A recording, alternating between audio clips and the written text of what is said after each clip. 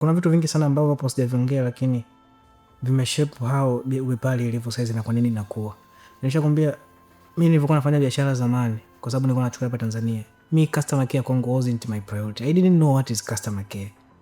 Nunua hivyo, yani sijali chochote. Mimi nipate hela ya mambo yaende. Lakini kupitia kujisimamia mwenyewe kibiashara, you have to learn what is customer care.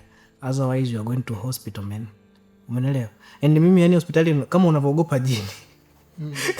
Think about that. Mama anasema hapa nijifunze vitu vingi. Kwa unajifunza biashara, unaanza kusoma, unasoma successful businessmen wanavyo-operate biashara zao hivyo. So ni biashara ni treat kama modality yangu ni kama hospitali tunavyo treat wagonjwa.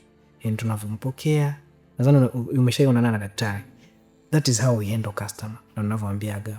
Na take business yani kama tunafanya surgery au tunafanya spiara ile pale. Kama ushaangalia movie za madaktari wanavyofanya spiara kumwokoa mgonjwa ambaye bado ana heart attack au heart failure au moyo umesimama vile, unaelewa? So ni team pale, unaelewa? Kwa hiyo unaichukulia biashara kama hivi kwamba kila mmoja ana part yake ya kufanya kitu.